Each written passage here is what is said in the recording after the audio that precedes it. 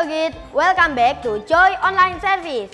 Buat kalian yang baru pertama kali nonton atau yang sudah sering kali nonton dari Palangka, Jakarta, Surabaya, we are so happy to meet all of you. Sebelum kita memulai, yuk kita yel-yel dulu. Joy, yes, yes, yes, I'm awesome. Kayaknya kurang semangat nih. Ayo ulangi lagi. Joy, yes, yes, yes, I'm awesome.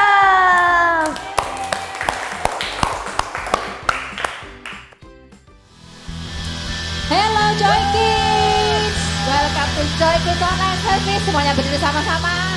Kita gerak-gerak tubuh kita yuk. Kita mau semangat nyanyi sama-sama buat Tuhan Yesus. Tepuk tangan yuk.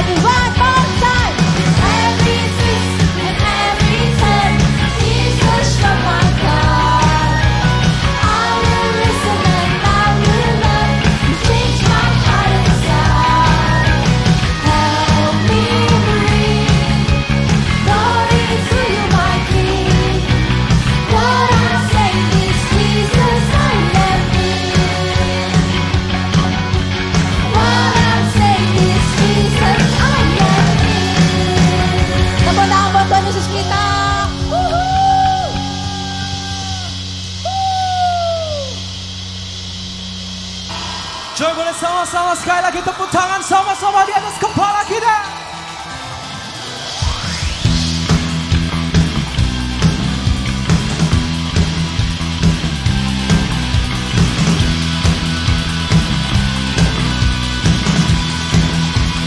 Come on, Joy, let's sing it. Ku bersandar padamu, sungai di gurun kau adakan. Amin. Tembok musuh pun runtuh. Bukan kuatku, tapi kekuatanmu. Come on, John, jump together. Yang mudah jalan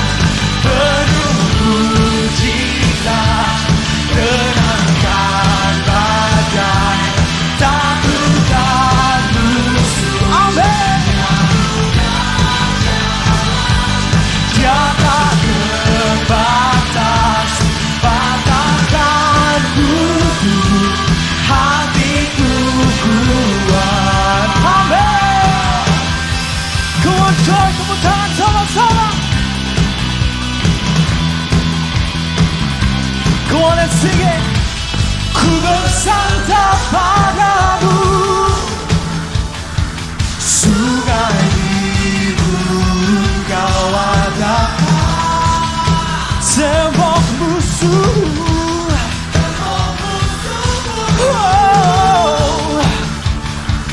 Bukan kuatku tapi kekuatanmu. Come on everybody shout. Ya bukan jalan penuh mujizat, tenangkan badai, takutkan musuh. Amin. Tiada terbatas, patahkan hati kami kuat. Amin. Come on, coy, boleh sama-sama sekali lagi tepuk tangan tinggi-tinggi di atas kepala kita. Come on everybody. 1, 2, 1, 2, 3, let's go.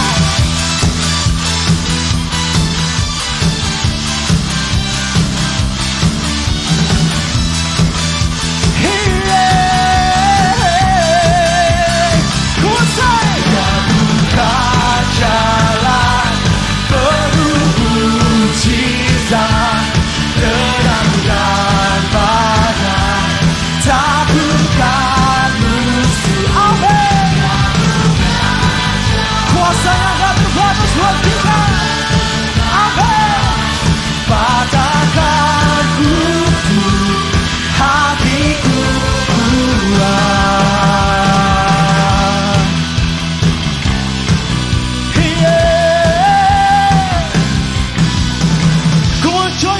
Shout for Jesus! Hallelujah! Thank you, God! Thank you, Jesus! Thank you, Lord! Come on, Joy, boleh sama-sama kita tadakan tangan kita di hadapan Tuhan. Let's open our heart for Jesus. Penasehat hidupku, penghibur bagi jiwaku. Sebut namanya, ya Roh Kudus, penolongku di tubuh jiwa dan rohku. Penasehat Allah, amin. Penghibur bagi jiwaku, ya Roh Kudus, penolongku di tubuh jiwa dan roh. Come on, coy, angkat tangan kita sama-sama sing. Engkau Maha Hadir, Roh Kudus di sini kau bagiku. Amin. Pimpin hidupku dan jalanku, kuasa-Mu Tuhan, kuasa-Mu hidupkan jiwa. Come on, joy with your heart, sing it out. Engkau Maha Hadir, Roh Kudus di sini kau. Amin Tuhan.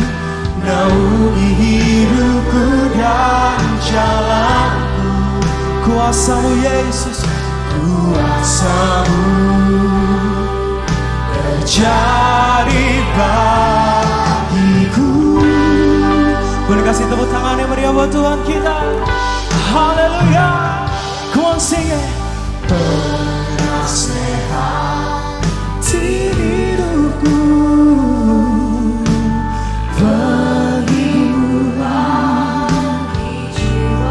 Come on, Joy, sebut namanya.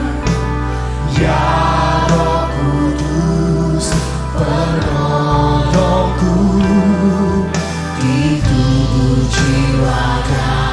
Angkat tangan kita sama-sama declare in your heart. Engkau Maha Hadir. Amin. Roh Kudus di sini kau bagiku. Kau bagi kami Tuhan.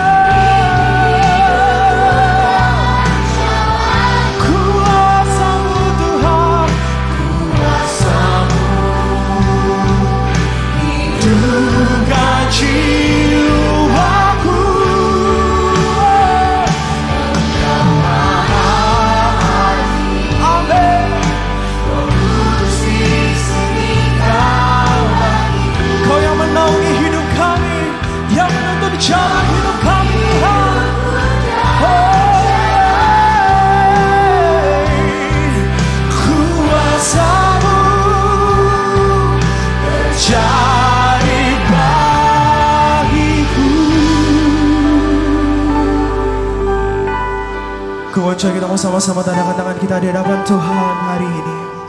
Sama-sama kita mau sama-sama say thank you Jesus. Thank you for His grace. Thank you for His faithfulness for us. Come on, boleh buka suara kita coy. Thank you Lord. Thank you for your faithfulness.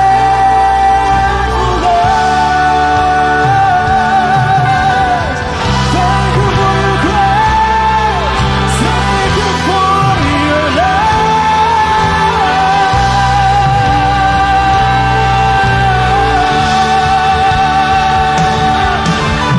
Oh Jesus,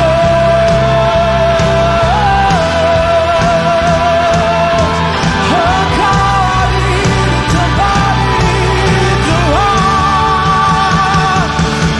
Kau Maha. Go on, Joy, sing it.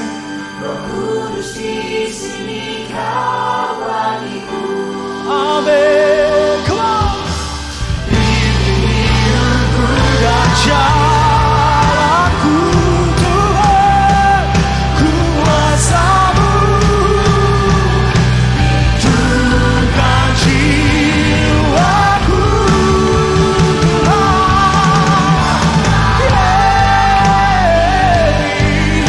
Roh Kudus di sini Kau. Amin.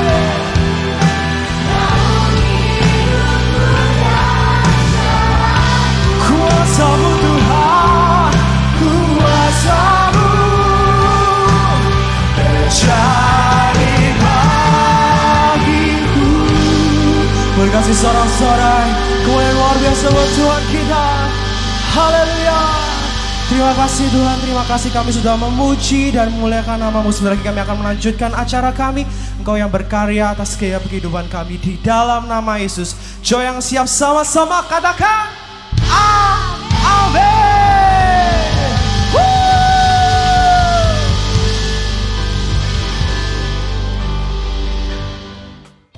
Oke, sekarang kita mau main games dulu nih. Permainan kali ini adalah head, shoulder, knee, and toes. Teman-teman yang ada di rumah ikutin ya. Head, shoulders, knee, and toes. Head, shoulders, knee, and toes. Head, shoulders, knee, and toes. Head, shoulders, knee, and toes. Oke, ternyata semuanya benar nih. Kalian jangan lupa coba di rumah ya.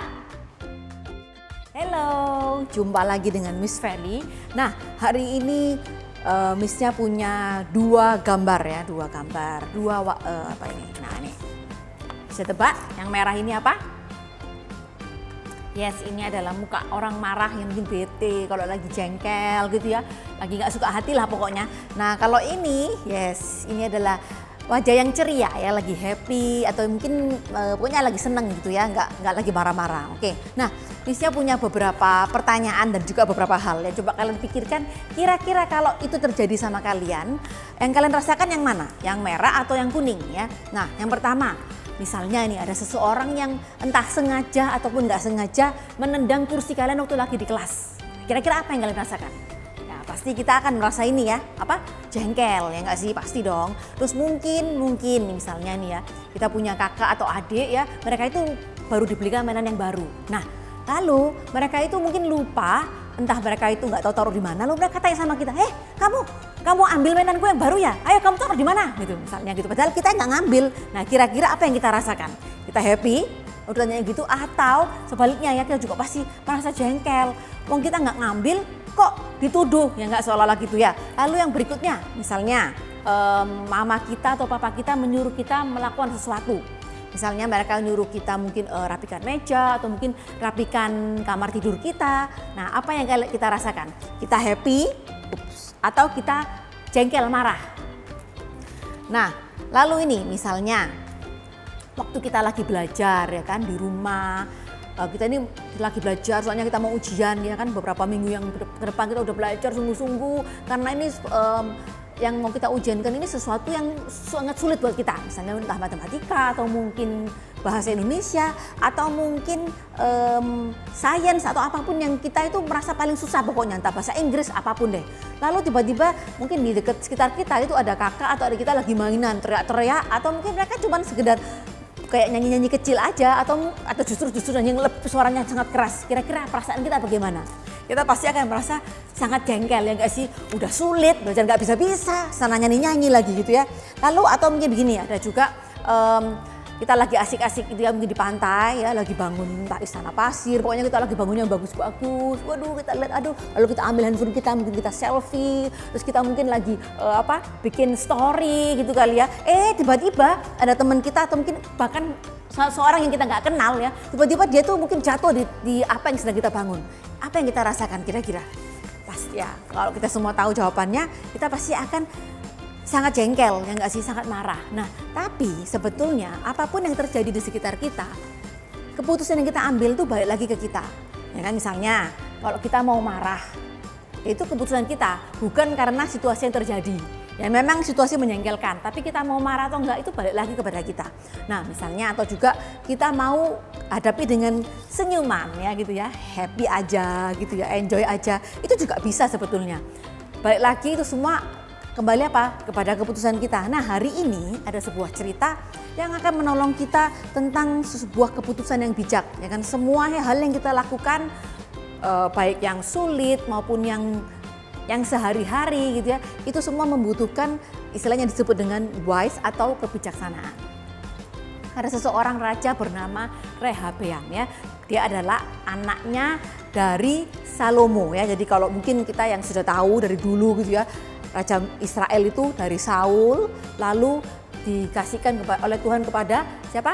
Daud, ya kan? Setelah Daud itu punya anak, lalu dia jadi raja, namanya siapa?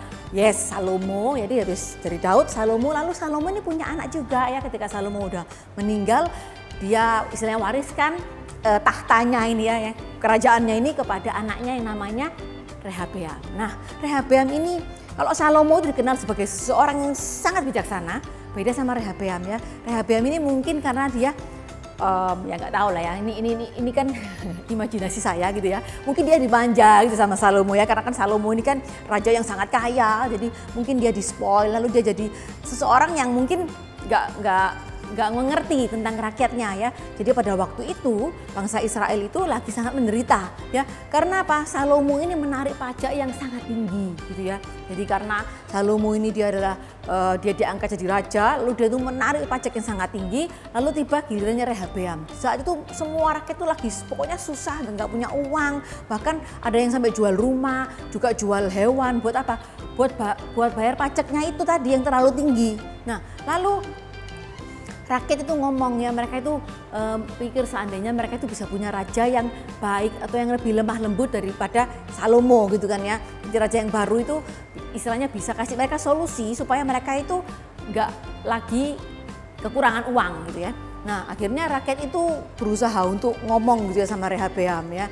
Lalu rakyat itu juga kasih istilahnya pertanyaan yang besar gitu ya. Kira-kira apa yang Rehabeam akan lakukan kalau seandainya dia sudah jadi raja gitu ya. Mereka kasih Rehabeam kesempatan 3 hari gitu ya, supaya rakyat ini nggak parah, pokoknya keuangannya sangat menderita pokoknya. Dan akhirnya si rakyat itu datang menemui Rehabeam. Oke, didengarkan ya, dia rakyat itu mengeluarkan unek-uneknya mungkin ya, cerita kalau pajaknya terlalu tinggi begini bla bla bla bla. Singkat cerita, rakyat itu pulang ya, mereka masih dengan hati yang sangat tidak bahagia ya, dengan hati yang ini ya, sangat marah, jengkel gitu ya, sama raja yang sebelumnya, itu Salomo. Nah, lalu Rehabeam itu memanggil itu ya, karena kalau di raja itu ada kayak timnya gitu ya, lalu dia itu panggil orang-orang yang menasehatin raja sebelumnya gitu ya, orang tua-tua. Tanyain kira-kira apa yang harus Rehabeam ini lakukan untuk menghadapi masalah yang dilontarkan sama rakyat tadi. Lalu si orang tua-tua ini bilang gini, kalau raja mau jadi bijaksana dan istilahnya ngomong yang baik, mengucapkan kata-kata yang baik sama rakyat, maka rakyatnya itu pasti akan tunduk kepada raja. Dan mereka pasti akan melayani raja karena mereka senang hatinya gitu ya. Mereka happy sama keputusan raja yang apa akhirnya melepaskan beban berat mereka, yaitu pajak itu dikurangin supaya apa? Orang-orang ini juga lagi sampai kekurangan uang dengan sangat gitu, dengan parah istilahnya. Dan akhirnya raja itu bisa memerintah dengan kebaikan gitu ya. Lalu Rehabeam mikir, kok rasanya nasihatnya kurang bagus gitu ya. Lalu dia panggillah orang-orang yang muda-muda ya, orang-orang yang mungkin yang sebaya dengan dia, penasihat-penasihat lebih muda, lalu dia kumpulkan. Yang orang-orang ini apa? Nggak peduli sama rakyat, mereka nggak ngurus, nggak peduli sama orang lain. Lalu tanya, gimana? Menurut kalian gimana? Apa yang harus aku lakukan sama rakyat yang tadi ini, istilahnya marah-marah ini tadi? Lalu orang muda-muda itu bilang gini, justru yang harus kamu lakukan adalah kamu harus ngomong dengan sangat kasar, ngomong dengan kata-kata yang sangat apa istilahnya ya, jahat, supaya apa? Supaya mereka itu tunduk sama kamu. Ya, kalau seandainya mereka itu kamu kasih kelonggaran, mereka itu akan misalnya semakin gitu ya, semakin apa ya, semakin marah gitu, maksudnya semakin menjadi-jadi. Justru dia akan buat kamu tuh nggak ngikutin perintahnya raja, justru mereka kepingin raja ngikutin perintah rakyat gitu. Akhirnya yang harus kamu lakukan apa? Kamu justru harus menaikkan pajaknya lebih tinggi lagi. Lalu beneran ya, waktu itu yang dilakukan sama Rehabeam, dia berpikir, bener juga ya, nasihat yang muda-muda ini lebih bagus. Akhirnya dia kumpulkan lagi rakyatnya, dia ngomong sama mereka, aku akan menaikkan pajak lebih tinggi lagi, berlipat-lipat. Kalau dulu papaku memukul pakai cambuk biasa, aku akan pakai cambuk berduri. Pokoknya dia mau justru lebih jahat lagi daripada Salomo. Nah, singkat cerita rakyatnya otomatis gak senang hati dong, mereka pulang. Lalu dia bilang, rakyatnya ngomong gini, buat apa ini sekarang kita harus menyerahkan ini kerajaan ini kepada Rehabeam, sudah kita ganti saja. Nah akhirnya di momen itu adalah momen di mana bangsa Israel itu kerajaannya terpecah jadi dua ya. Yang 10 dan 2, karena bangsa Israel itu kan sukunya ada 12. Jadi jangan pusing ya, jangan pusing. Oke, kita udah anggap aja yang santai aja supaya cuma sekedar tahu ya. Dari 12 dia bisa jadi 2, 10 dan 2. Yang 2 yang dipegang oleh Rehabeam ya, anaknya Salomo tadi. Lalu yang 10 dipimpin oleh seorang yang bernama Yerobeam gitu ya. Jadi kita nggak akan bahas lebih panjang lagi, tapi kita akan ngomong tentang ini ya, yang tadi keputusan yang diambil sama Rehabeam. Kira-kira menurut kalian, berandai-andai aja, seandainya Rehabeam mengikuti nasihat orang tua-tua, kira-kira apa yang terjadi? Mungkin kerajaannya tidak terpecah saat itu, tapi ya tetap terpecah karena memang itu kehendak Tuhan. Cuman mungkin nggak langsung saat itu, mungkin gitu ya. Dia akan jadi raja yang lebih baik mungkin, tapi kita juga nggak pernah tahu. Nah, kenapa sih kok ngomong masalah cerita ini gitu ya? Ini mungkin cerita yang nggak terlalu sering kita ceritakan. Kenapa? Karena gini, kayak tadi Miss awal bilang, dari semua hal yang kita lakukan itu adalah keputusan yang harus kita ambil ya. Misalnya mainan kita kayak tadi, kita dituduh mencuri mainan, mengambil mainan kakak atau adik kita. Kita bisa marah atau kita bisa nanggepin dengan baik. Kita ngomong aja, oh bukan aku gitu ya. Kita bisa marah-marah balik. Kira-kira apa yang terjadi kalau kita marah-marah? Pasti akan bertengkar. Kalau kita ngomong yang baik-baik, mereka akan apa? Oh, mereka justru mungkin akan ingat, oh iya ya, sorry nih, aku yang salah gitu ya. Nah mungkin kalau misalkan ketika tadi kursi kita ditendang gitu ya, kita bisa jalan tiba-tiba kita pukul teman kita yang nendang kursi gitu ya, bisa jadi juga. Lalu apa? Kita dipanggil guru dong, dihukum ya nggak sih? Tapi kalau seandainya waktu tendang kursi kita terus teman kita itu mungkin entah dia minta maaf atau enggak, tapi kita cuma menghadapi dengan senyuman, mungkin justru kita bisa jadi lebih berteman sama teman kita yang menendang kursi tadi itu gitu ya. Jadi semua hal yang kita lakukan itu adalah tentang keputusan gitu ya. Nah kadang kita juga perlu apa? Ini mendengarkan ya. Kayak tadi Rehabeam, dia salah mendengarkan. Dia mendengarkan nasihat yang tidak baik. Dia tidak mendengarkan nasihat yang bijak atau wise. Nah kita juga begitu ya, kita juga harus dengar-dengaran yang baik. Jangan mendengarkan hal-hal yang gak penting. Misalnya teman kita, ayo kita pergi ke mall yuk, atau ayo kita main seharian yuk gitu ya. Padahal ada suara-suara lain yang ngajak kita, ayo kita ke gereja mungkin, ayo kita berdoa gitu. Jadi kita perlu belajar apa? Memilih juga untuk mendengarkan dengan baik ya. Kita perlu memilih untuk mendengarkan nasihat atau hal-hal yang wise atau bijaksana. Jadi kita sama-sama belajar hari ini, jangan sampai kita jangan sampai salah gitu ya. Karena apa? Kita perlu belajar untuk memilih hal yang baik, belajar untuk memilih mendengarkan hal-hal yang bijaksana. Oke, sumber kebenarannya hari ini adalah I will learn to listen to wise advice. Ayat penuntut kita dari 1 Raja-Raja 12 or in English 1 King 12. Ayat hafalan kita dari Amsal 12 ayat 15.